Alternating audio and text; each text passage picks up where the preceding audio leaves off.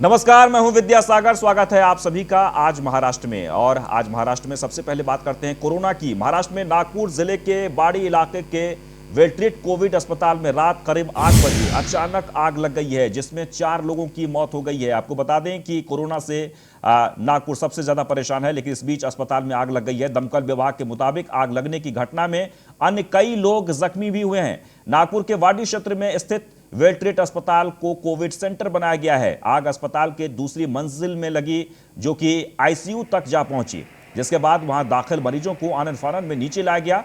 इस घटना के बाद फायर ब्रिगेड की 6 गाड़ियों को भेजा गया, जिसने अस्पताल में लगी आग पर काबू किया।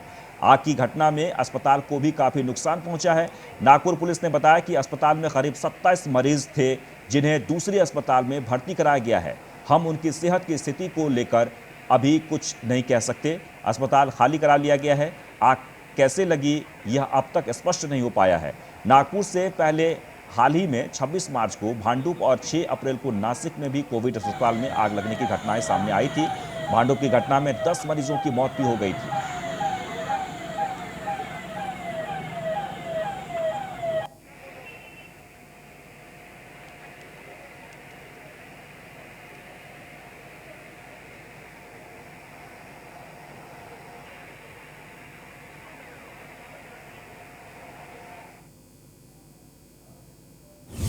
वह महाराष्ट्र में एक बार फिर से कोरोना के मामले बढ़ते नजर आ रहे हैं। बीते 24 घंटे में महाराष्ट्र में कोरोना के कुल 58,993 नए मामले सामने आए हैं और 301 कोरोना मरीजों की मौत भी हुई है। राज्य स्वास्थ्य विभाग के आंकड़ों के अनुसार बीते 24 घंटे में महाराष्ट्र के कोरोना मामलों की बात करें तो मुंबई में कुल 9,202 नए केस सामने आए हैं, जबकि ठाणे में 18,408, पुणे जिले में 11,862, कोल्हापुर में 774, नासिक जिले में 8,375, औरंगाबाद जिले में 2,851, लातूर में 4,472, अकोला में 1,916, नागपुर में 10,335 मरीज सामने आए हैं।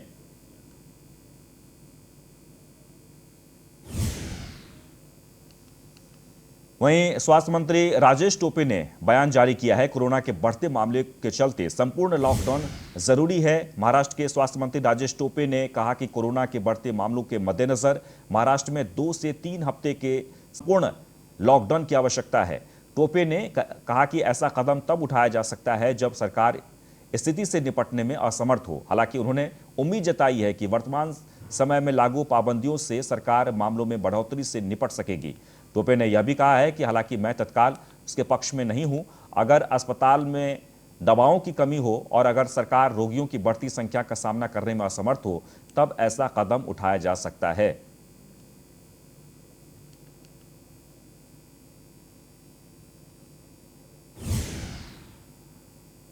वहीं कई शहरों में आज से वीकेंड लॉकडाउन लागू किया गया है। लॉकडाउन के चलते शहर की सड़कों पर सन्नाटा पसरा हुआ है। महाराष्ट्र के कई शहरों में आज से वीकेंड लॉकडाउन लगा दिया गया है, जिसके चलते मुंबई की सड़कें सुबह से ही वीरान पड़ी है। ये लॉकडाउन बीते शुक्रवार रात 8 बजे से लेकर सोमवार की सुबह 7 बजे तक रहेगा। इसी के चलते मुंबई की सड़कों पर हर जगह पुलिस की नाकाबंदी भी लगा दी गई है।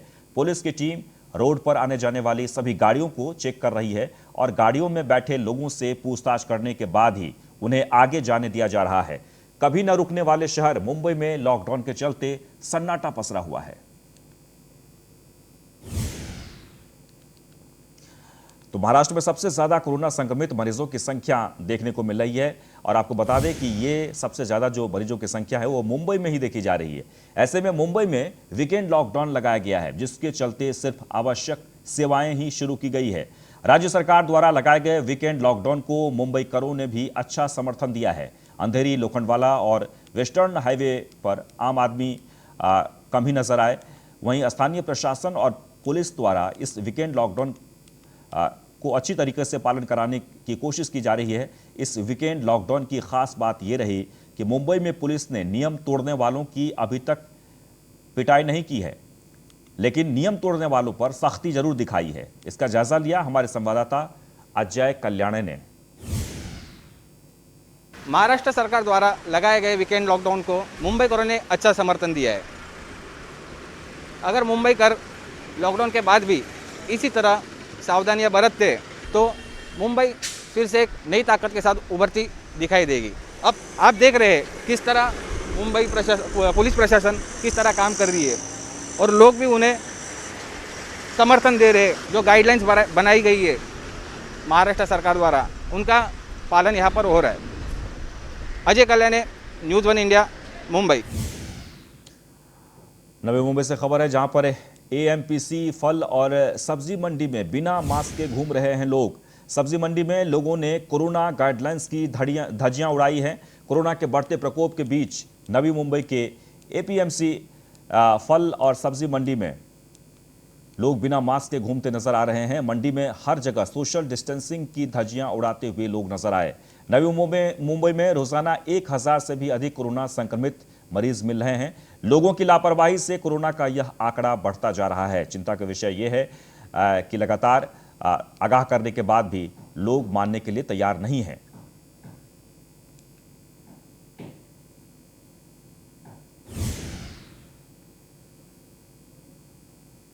मास्क लगाओ।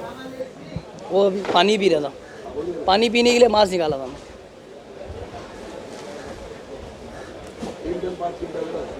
मास्क क्यों नहीं लगाया आपने? मास्क मैं अभी जस्ट गाड़ी पे उतर के इधर आया। लगाओ मास्क लगाओ। मैं देख रहा हूँ आप यहाँ पे बैठे हैं, आप बोल रहे हैं अभी जस्ट गाड़ी से। हाँ? मास्क लगाओ ना, मास्क क्यों नहीं? मास्क लगाओ, मास्क लगाओ। मास्क किधर? गाड़ी में मास्क गाड़ी में और आप यहाँ पे बैठे। गाड़ी में बैठने होता है गर्मी में। अभी उधर रास्ता अरे रास्ते इतना गाड़ी चला के हम लोग अभी आके बैठे, तुम आके इधर पूछेंगे तो अब क्या करेंगे। ठीक है, मास्क से लगाओ। हाँ, मास्क उधर गाड़ी में ना ला के लगा था। मास्क का था। मास्क कहाँ पे? आपने मास्क क्यों नहीं लगाया था? नमाज पढ़ के आया ना, उसलिए खोल दिया अभी। मास्क क्यों नहीं लगाया चाचा आपने? मास्क तो लगा है। कहाँ पे लगा? ये क्या लगा हुआ है? कैसे लगाया था मास्क? अरे लगा इधर नाक के ऊपर रहता, लेकिन अभी काम कर रहा, नीचे सरक गया। तो अभी लगा तो दीजिए कम से कम। आप लगा लिया। मास्क क्यों नहीं लगाया? मुंबई में शुक्रवार रात से वीकेंड लॉकडाउन लगा दिया गया है। लॉकडाउन के पहले दिन ही लोग बेवजह रोड पर घूमते दिखाई दे रहे हैं। मुंबई कोरोना वायरस की दूसरी लहर का कहर झेल रहा है। इसी के चलते मुंबई में वीकेंड लॉकडाउन की घोषणा भी की गई है। हालांकि लॉकडाउन का पहला दिन है और सभी दुकानदारों ने दुकानें बंद कर दी है और लगातार पुलिस पेट्रोलिंग करके लोगों को लॉकडाउन के बारे में सतर्क भी कर रही है। इसके बावजूद लोगों को आप देख सकते हैं रोड पर घूमते हुए। कोरोना के नियमों को लेकर लोग लापरवाही करते दिखाई दे रहे हैं। लॉकडाउन का पहला दिन है और आप देख सकते हैं इस वक्त मैं मौजूद हूँ कुर्ला के ठक्कर मार्केट के पास। आप देख सकते हैं मेरे पास में मच्छी मार्केट है जो पूरी तरह से बंद कर दी गई है और अभी आगे भी देख सकते हैं कई दुकानें हैं, किराना स्टोर है जो पूरी तरह से बंद कर दिया गया है। आप उसके ठीक सामने देखेंगे तो वहाँ मेडिकल स्टोर है जो कि इमरजेंसी सर्विस में चालू रखा गया है। और बात कर लूँ लोगों की, तो लोग अभी भी रोड पे चल रहे हैं। और लॉकडाउन की बात कर ले तो पूरी तरह से ऐसा लग नहीं रहा है लॉकडाउन है, क्योंकि कोरोना के मामले इतने बढ़ रहे हैं। लोग हालांकि रोड पे ज़रूर नज़र आ रहे हैं। लॉकडाउन का तो वीकेंड लॉकडाउन का लोगों ने समर्थन किया है। दुकानें बंद रही, सड़कों पर आवाजाही कम देखने को मिली। पुलिस ने लोगों से घर में रहने की अपील की है। महाराष्ट्र सरकार द्वारा शुक्रवार रात से सोमवार सुबह तक पूर्ण लॉकडाउन लगाने के फैसले के बाद भिवंडी पुलिस हरकत में आ गई है। जगह जगह पुलिस नाकाबंदी लगाकर बिना वजह घूमने वाले लोगों पर पुलिस कार्रवाई कर रही है। तो वहीं दूसरी ओर पुलिस दुकान बंद कराने के साथ ही लोगों को घर में रहने की अपील भी कर रही है। पुलिस के दिए गए निर्देशों का शहर की जनता ने समर्थन दिया है। शहर में दुकानें बंद की और सड़कों पर जनता का आवागमन भी कम देखने को मिला। बिना वजह के बाहर घूमेंगे जिनका कोई मतलब ही नहीं, ऐसी गाड़ी जमा भी की जाएगी। लेकिन इसेंशियल सर्विसेज पूरी सब तरह चालू रहेगी। इसके कोलैबोरेशन में जो जो जरूरी चीज़ें वो भी चालू रहेगी। सर देखा जाए तो एसेंशियल सर्विस को लेकर लोगों के मन में एक बहुत वहम है कि इंडस्ट्रीज में क्या क्या मोस्ट ऑफ चालू रहने वाले हैं। जो प्रोडक्टिव इंडस्ट्रीज है जो इसेंशियल में आती है वो सब चालू रहेगी। जैसे कि अपने यहाँ लूम भी चालू है, मजदूर को मजदूरी भी मिले, काम भी चालू रहे, लेकिन विद सब सॉर्ट ऑफ रिस्ट्रिक्शंस कि वो मास्क पहने, सैनिटाइज करें। देखा जाए तो एक लोगों के मन में ऐसा डर हो रहा है कि इससे पहले लॉकडाउन में जैसे पुलिस दंडात्मक जो उनका रूप देखने को मिला था, इस बार ऐसा कुछ है क्या? नहीं, ऐसे दंडात्मक तो हम जो व्हीकल पे हैं उन पर फाइन करेंगे। इसके बाद भी अगर बिना वजह के कोई घूमते हैं, बिना मास्क के घूमते हैं तो वो भी फाइन है। महानगर पालिका की ओर से वो भी फाइन का ड्राइव चालू है। ऐसा मतलब पहले का जो लॉकडाउन में जितना स्ट्रिक्ट था, अभी यहाँ गवर्नमेंट ने मिनी लॉकडाउन जैसे लगाया कि all services including all essential services is continued. तो मुंबई में लॉकडाउन का आज दूसरा दिन है। आपको बता दें कि शुक्रवार से ही वहां पर लॉकडाउन है, सोमवार तक, शुक्रवार शाम से सोमवार सुबह तक लॉकडाउन रहेगा। शराब की दुकानों के बाहर लंबी कतारें लगी, लोगों ने सोशल डिस्टेंसिंग की धज्जियां उड़ाई। कोरोना नियमों का उल्लंघन किया जा रहा है। महाराष्ट्र में वीकेंड लॉकडाउन जारी किया गया है। ऐसे में शराब के शौकीनों ने शराब खरीदने के लिए सुबह से ही शराब की दुकान के बाहर लाइन में खड़े दिखाई दिए। बाजार में सब्जियां आ रही हैं, दूसरी जरूरी चीजें भी मिल रही हैं। शराब पीने वालों की चिंता यह है कि आखिर शराब की दुकानें कब तक बंद रहेंगी। इस डर से लोग शराब की दुकानों पर भी नजर आए। ऐसे में सोशल डिस्टेंसिंग की भी धज्जियां उड़ाई गई।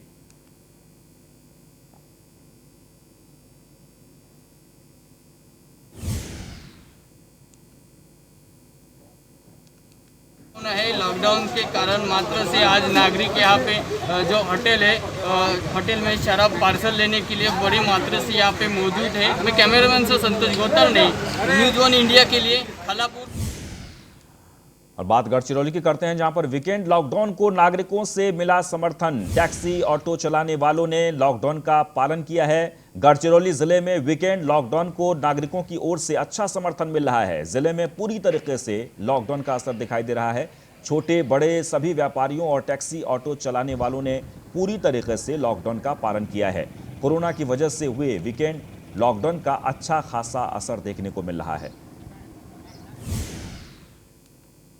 शासन के अनुसार जो दिए गए निर्देश है, शनिवार और रविवार को पूरी तरह से लॉकडाउन पूरी तरह से लॉकडाउन रखने के बताया गया था।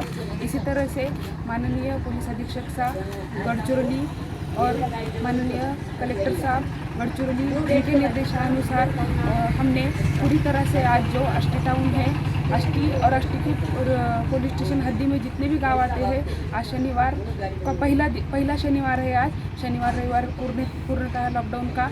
उसी तरह से हमने कड़क बंदोबस्त लगाया हुआ है और जो हमारे अष्टी पुलिस स्टेशन की हद्दी की जो पूरी जनता है, व्यापारी लोग हैं और जो दुकानदार है, उन्होंने सभी ने हमें खूब अच्छा प्रतिसाद दिया है। कोई भी आदमी अपने काम के सिवाय कोई भी इधर उधर भटक नहीं रहा है। पूरी तरह से हमें सहयोग दिया है। हमारे पुलिस स्टेशन के पीआई राठौर साहब, इनके मार्गदर्शन से हम पिछले 3 दिनों महाराष्ट्र के वरिष्ठ आईपीएस अधिकारी संजय पांडे को बीते शुक्रवार को महाराष्ट्र के पुलिस महानिदेशक का अतिरिक्त प्रभार सौंपा गया है। गृह विभाग ने बीते शुक्रवार को यह आदेश जारी किया है। संजय पांडे 1986 बैच के आईपीएस अधिकारी हैं और वह महाराष्ट्र राज्य सुरक्षा निगम के महानिदेशक के तौर पर कार्य कर रहे हैं। महाराष्ट्र डीजीपी का प्रभार पहले हेमंत नगराले के पास था, लेकिन पिछले महीने उन्हें मुंबई पुलिस कमिश्नर बनाया गया था। उसके बाद ये प्रभार बैच 1988 के आईपीएस अफसर रजनीश सेठ को दिया गया था। संजय पांडे ने रजनीश सेठ को डीजीपी बनाए जाने पर कोर्ट में चेतावनी दी थी, क्योंकि रजनीश सेठ उनसे जूनियर थे। उन्होंने मुख्यमंत्री उद्धव ठाकरे की सरकार पर उनकी सीनियरिटी को अनदेखा करने का आरोप लगाया था।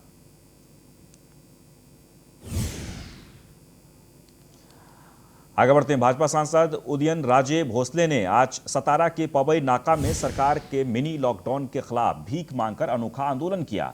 छत्रपति शिवाजी महाराज की मूर्ति के सामने एक आम के पेड़ के नीचे एक बोरी पर बैठकर उदयन राजे ने तालाबंदी के खिलाफ हाथ में थाली लेकर भीख मांगने का आंदोलन शुरू किया। उन्होंने तालाबंदी का कड़ा विरोध किया है। उदयन राजे ने कहा कि हम यह तालाबंदी नहीं चाहते हैं, क्या हमारे लोग भूख से मरेंगे। इसके बाद उदयन राजे ने कलेक्टर कार्यालय का दौरा किया और सरकार के खिलाफ विरोध प्रदर्शन किया। इस समय उदयन राजे ने सचिन वाजे मामले सहित अन्य सभी मुद्दों पर राज्य सरकार की लगातार आलोचना कर रहे हैं।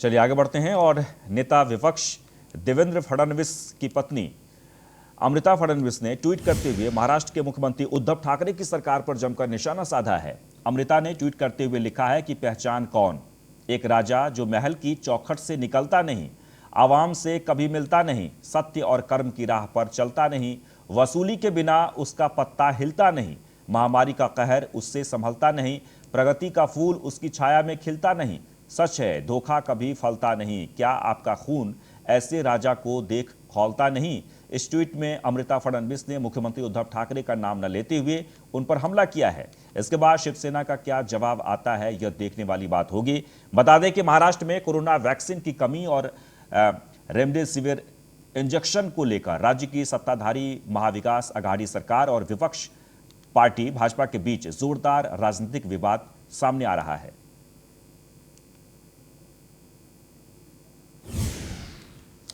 वहीं अदालत ने सचिन वाजे को 23 अप्रैल तक न्यायिक हिरासत में भेजा है।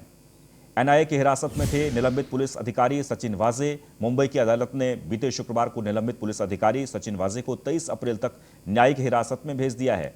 बता दें कि सचिन वाजे पहले एनआईए की हिरासत में थे। ये आशंका जताई जा रही है कि मुंबई के पूर्व एनकाउंटर स्पेशलिस्ट और शिवसेना नेता प्रदीप शर्मा भी एंटीलिया प्रकरण और मनसुख हत्याकांड की साजिश में शामिल हो सकते हैं। सूत्रों के अनुसार एनआईए की ओर से इन दोनों मामलों में गिरफ्तार सचिन वाजे ने एनआईए को प्रदीप शर्मा के बारे में कई पुख्ता जानकारियां दी हैं। वाजे प्रदीप शर्मा को अपना गुरु मानते हैं। तो दूसरी तरफ पता चला है कि 25 फरवरी की रात उद्योगपति मुकेश अंबानी की एंटीलिया इमारत के पास विस्फोटक से लदी स्कॉर्पियो खड़ी किए जाने से लेकर 5 मार्च को ठाणे में मनसुख हिरेन की हत्या होने तक प्रदीप शर्मा लगातार सचिन वाजे के संपर्क में थे। बता दें कि स्कॉर्पियो कार में रखी गई जिलेटिन की 20 छड़ें वाजे को प्रदीप शर्मा ने ही अपने किसी परिचित से उपलब्ध कराई थी।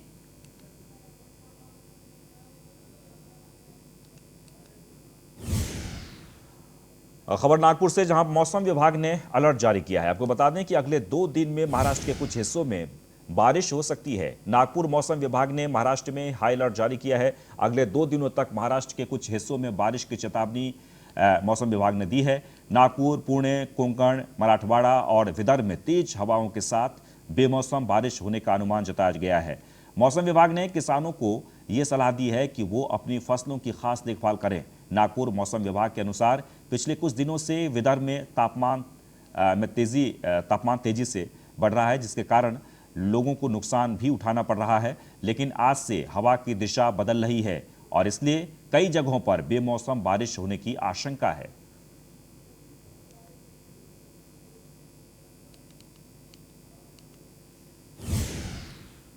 आगे बढ़ते हैं। हिंगोली से खबर है, जहां पर जिला पुलिस थाने में रक्तदान शिविर का आयोजन किया गया। पुलिस अधीक्षक राकेश कलासागर ने शिविर का उद्घाटन किया है। हिंगोली जिला अस्पताल के ब्लड बैंक में खून की कमी को देखते हुए 101 पुलिसकर्मियों ने रक्तदान किया। कोरोना संक्रमण के बढ़ते मामलों के कारण जिला अस्पताल के ब्लड बैंक में खून की कमी महसूस हो रही है। ये देखते हुए जिला पुलिस दल की ओर से बीते गुरुवार को पुलिस थाने में रक्तदान शिविर का आयोजन किया गया था। इस शिविर का उद्घाटन पुलिस अधीक्षक राकेश कलासागर ने किया और सभी पुलिसकर्मियों ने रक्तदान शिविर में हिस्सा लेने का ऐलान किया। बता दें कि इस रक्तदान शिविर में लगभग 101 पुलिसकर्मियों ने रक्तदान में हिस्सा लिया था।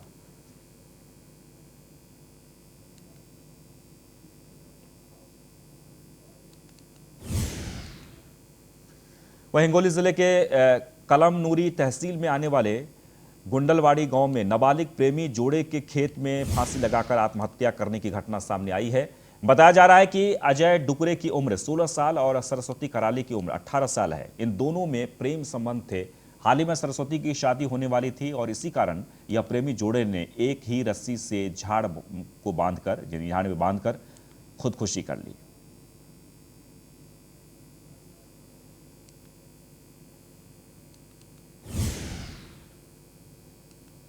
भंडारा गोंदिया जिले अंतर्गत आने वाले नागजीरा पितेझरी इन दोनों वन परिक्षेत्र में कल सुबह अचानक आग लगी थी, जिसे बुझाने गए वन कर्मियों में से 3 वन कर्मियों की आग में झुलस जाने से मौत हो गई है। 2 वनकर्मी गंभीर रूप से जख्मी हैं। बताया जा रहा है कि इस आग को बुझाने का काम 50 से 60 वन कर्मचारी कर रहे थे, जिसमें लगभग शाम 5 बजे तक काफ़ी हद तक कामयाबी मिली थी।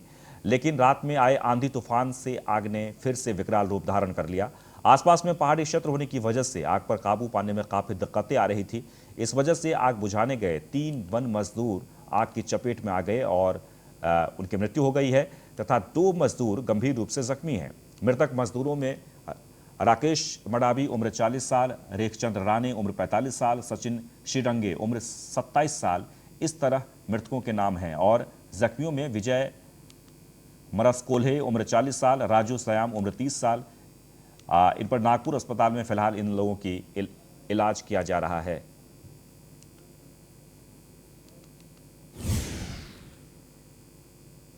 चलिए आगे बढ़ते हैं। औरंगाबाद की खबर है, जहां पर औरंगाबाद जिले में परीक्षा देने गए 23 साल के युवक की चाकू से वार करके निर्मम हत्या कर दी गई है। मामले में पुलिस ने संदेह के आधार पर एक आरोपी को हिरासत में भी लिया है, जबकि अन्य 2 की तलाश जारी है। पुलिस द्वारा की गई जानकारी के अनुसार विकास देवीचंद चौहान अहमदनगर के पाथर्डी तहसील के हरिचा तांडा रहवासी का बताया जा रहा है और बीएससी के तीसरे साल में पढ़ता था। वह स्पर्धा परीक्षा की तैयारी कर रहा था। शुक्रवार को शहर में बंक की परीक्षा थी। वह परीक्षा देने के लिए विकास औरंगाबाद आया था। बंक की परीक्षा सुबह 8 बजे थी। गांव से सुबह आना संभव नहीं होगा, इसलिए विकास गुरुवार को शाम 4 बजे अपने चचेरे भाई के साथ बाइक पर पाथर्डी आया और वहां से गुरुवार रात 10 बजे औरंगाबाद स्टैंड पर पहुंच गया। वह रात भर बस स्टैंड पर ही पर रहा, लेकिन खबर यह है कि उसकी हत्या कर दी गई।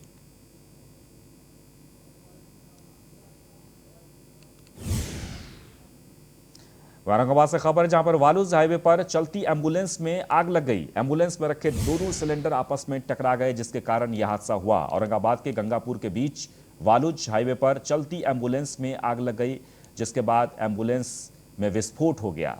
बीते शुक्रवार की यह घटना बताई जा रही है। राहत देने वाली बात यह रही कि घटना के समय एम्बुलेंस में कोई मरीज नहीं था। एम्बुलेंस चला रहे ड्राइवर ने चलती गाड़ी से कूदकर अपनी जान बचा ली। बताया जा रहा है कि एम्बुलेंस में रखे दोनों सिलेंडर आपस में टकराए, जिसके बाद भयानक विस्फोट हुआ, यानी कि आग लगी और विस्फोट हुआ। फायर ब्रिगेड की गाड़ी मौके पर पहुंची और उसके बाद आग को काबू में कर लिया गया।